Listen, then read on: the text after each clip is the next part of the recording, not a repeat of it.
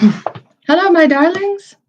Good morning, good morning, good morning. Today is Saturday, October 25th, 2025. I'm gonna pull three cards.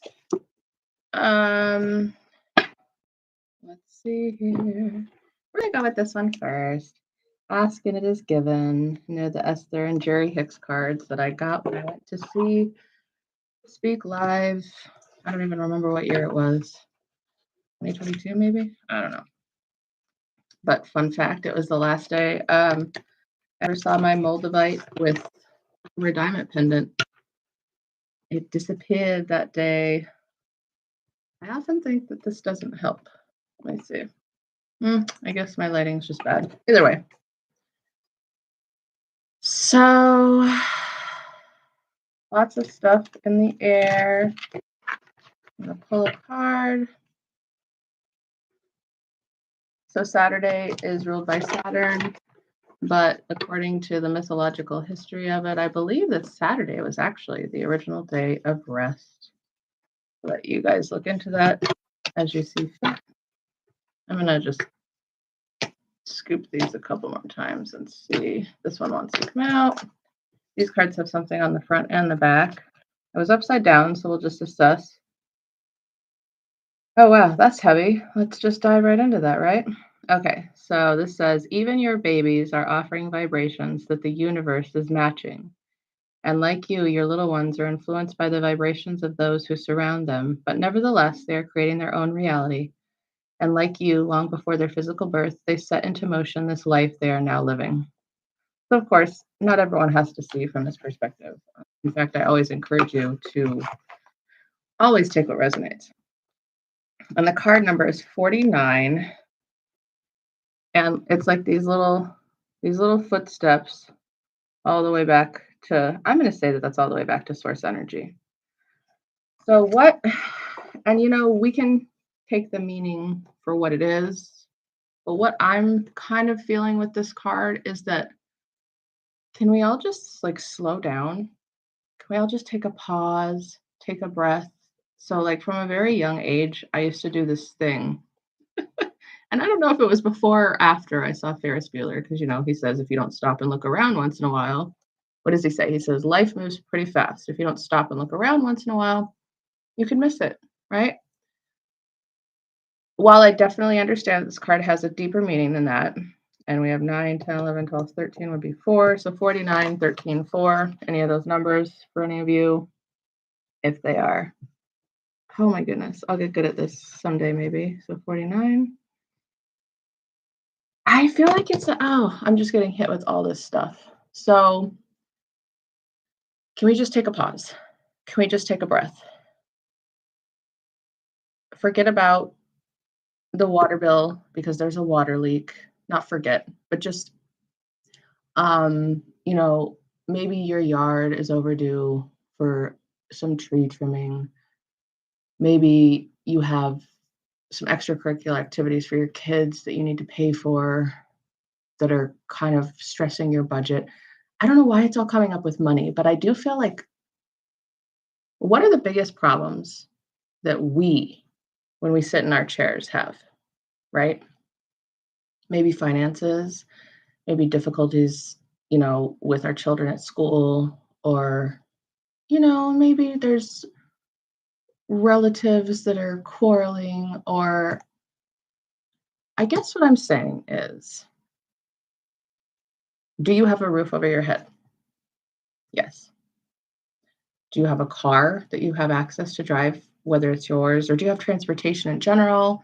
Are you healthy? A lot of people have been either sick or been getting into like kind of accidents lately. So actually, let's just do this. When I say, can you take a pause? What I really mean is, do you realize that right now, this present moment, however we want to define it, right, is truly what exists. And it exists for you right now. So I feel like it's like, let's glimmer in gratitude. Let's just be in this place with our hearts open.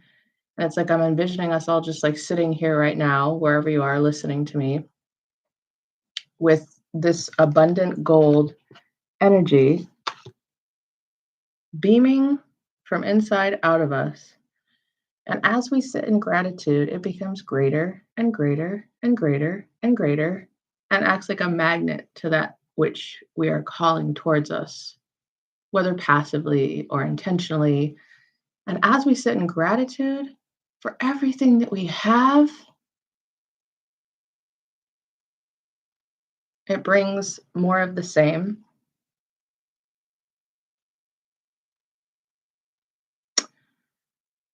And in addition,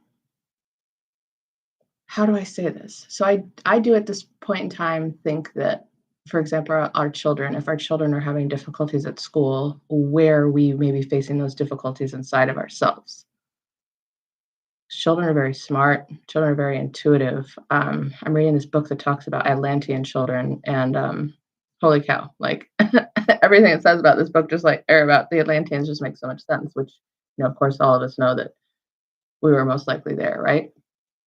Um, but the way that it talks about the children is like this vision that I've always had for children for as long as I can remember. Why don't we ask the children what they want to teach us? Why don't we ask the children what they want to learn? Because when children come here,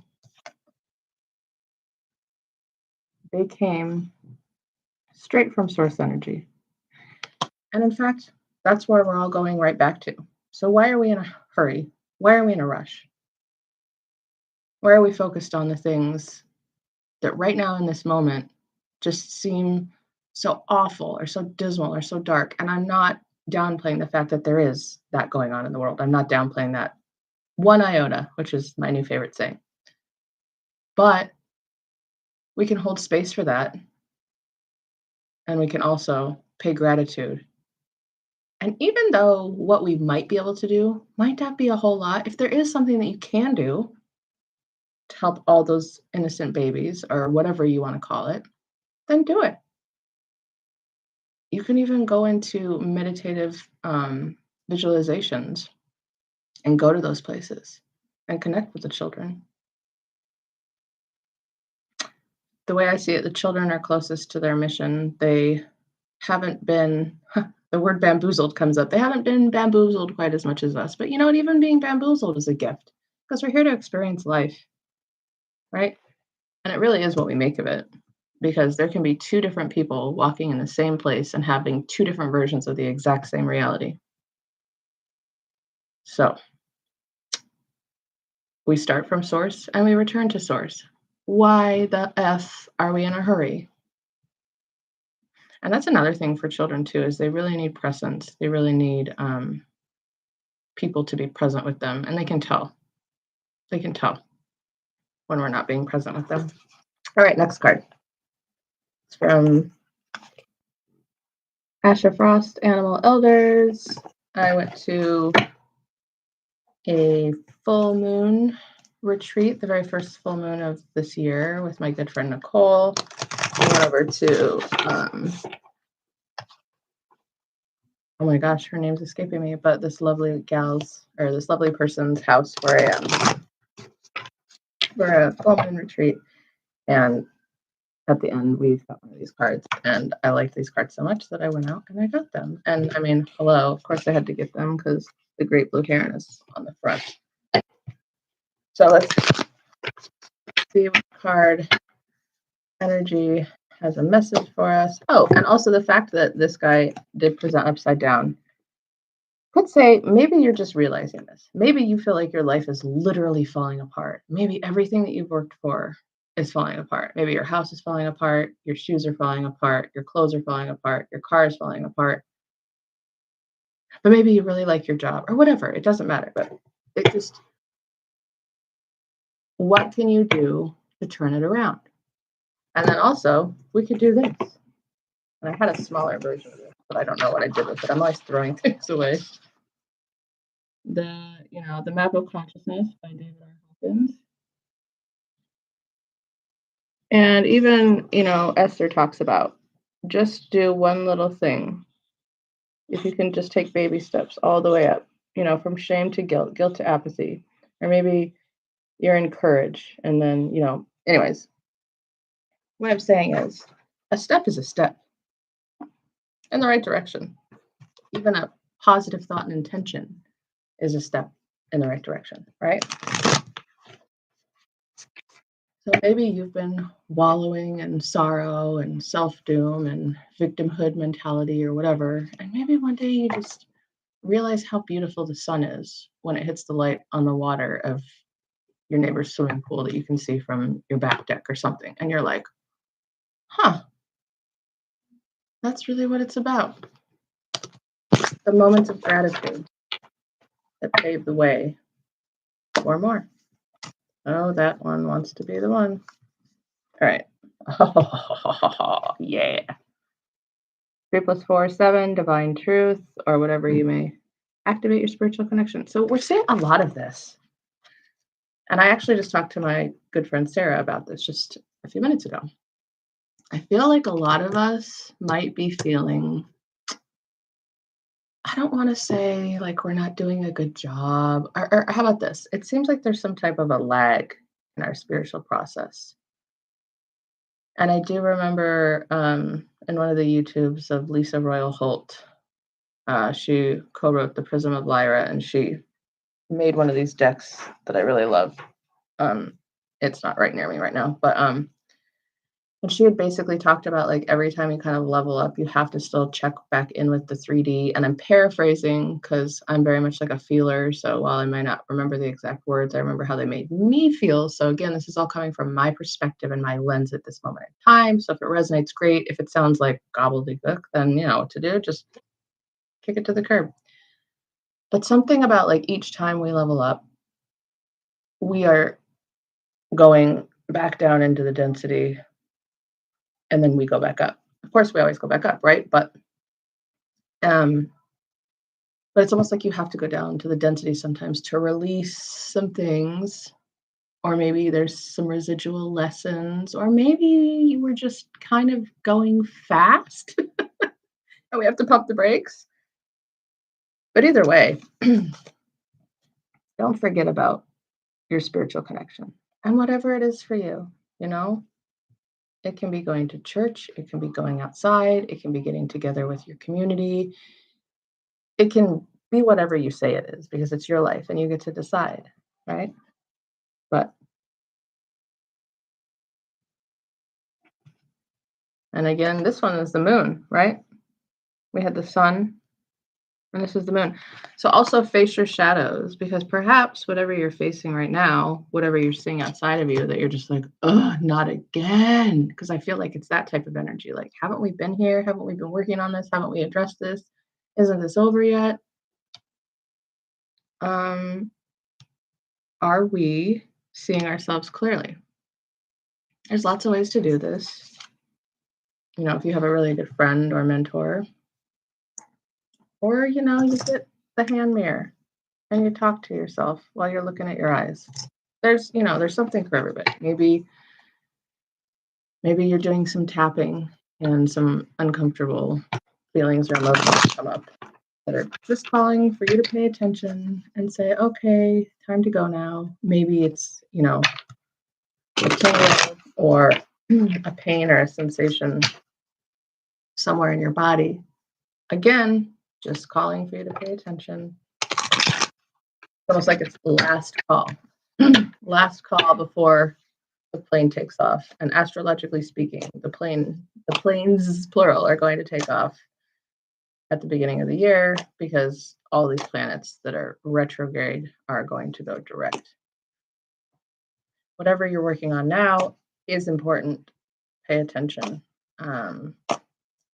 Try not to just be like, oh, I just wish this would hurry up and get over with, like some type of a roller coaster that's just unbearable that you can't believe you got on. Oh, that was me when I went on that Coney Island roller coaster with my cousin Brandon. He's laughing, and I feel like I'm surely going to die because it was like the herky jerkiest wooden rickety roller coaster that I'd ever been on in my life. And I was just so glad that it was over when it was over. But it's kind of like that. Oh, I was talking about this and I totally went off track. That's not like me at all, right? But basically, I used to do this thing when I was younger. I remember the first time I did it, I think was like a George Strait concert, and I did it a lot in the movies. But at the George Strait concert, I remember I looked out at the sky and I just was like, I want to pause this moment. I want to remember this moment because this moment feels really good. I feel like that was like what card one was talking about. It's like this activation of like being in the juicy now moment. And things aren't perfect, but they're imperfectly perfect. And how are we going to learn the lessons? And how are we going to experience the life that we came here to experience if we're not just melting in each and every moment and just allowing the moment to be exactly what it is? Okay, the third card. Ha! Again! It's also a 7. So, this is what I got for you, baby girls and baby boys. You gotta just chill, chill, baby Bill. You have to just let it fall. Whatever isn't working, maybe you keep going in and it's like it's almost like this squeaky wheel, and you keep going in and you oil it, and then maybe it starts like wobbling. So then you like put some like cardboard around it, then it rolls over gum. It's like just let it be, and then eventually the squeaky wheel falls off, etc. I don't know. That's not the greatest analogy, but I guess I'm just saying, like life isn't perfectly perfect. You are perfect just the way you are. Um, Practice allowing. Maybe take one thing that is just maybe it's patience. Maybe it's like you're in line at Taco Bell and the person in front of you is taking like 13 minutes and you don't really have anywhere to be. And in fact, you don't even ever go to Taco Bell, but you're just like getting so impatient. Breathe it in, drink it in, look around. Maybe there's something you're meant to pay attention to. You know what I mean? Like, I can't tell you how many different times that I've wanted to go a certain way to get somewhere and I missed a turn or something. And then one time I actually had to take the freeway and I hit the freeway and I saw one of these flying overhead, you know? Or like the other night, Ollie and I went to swim and something was going on with the energy. And I think we almost just didn't make it to swim, but we were like, okay, we're going, we're going. And then the mosquitoes were so bad that I was just like, oh. So I started like walking around. And sometimes I'll listen to like affirmations and stuff on my phone as I watch my son swim. And this time I saw these two red-tailed hawks going back and forth from a palm tree to like a pine tree, back and forth like this a couple times. And then I heard one calling from the tree. And it was like the coolest thing ever. And I just completely was like, all of my attention for like 3 minutes was just focused on this bird. Um, you know, them that I may not have seen if I was just like focused on the mosquitoes or you know what I mean? Or focused on the smell because sometimes it's like it's at a country club and they have a restaurant and sometimes the sewage or something smells really bad. So you know what I mean? It's like there's all these bad things I could be focusing on, but I saw the freaking bird and I heard him or her. And it's like I would do that again. I would deal with the mosquitoes and the fart smell and whatever, whatever, whatever, right? Like obviously there's worse things, but I guess what I'm saying is it's like there's always something. What do they call it? An Easter egg? There's always something good that can come out of any situation. So just allow it. So I guess today I'm saying allow it. Be resilient in your allowing. See your community as you see yourself and give what you have to give. That's an important thing too, is you can't give what you don't have.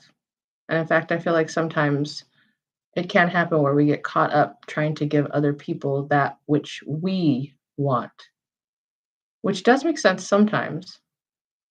But if we don't have it, how do we give it? Right? Giving from an overflow instead of a lack or a deficit or perceived. All right. So hopefully see you guys tomorrow. Have a good day.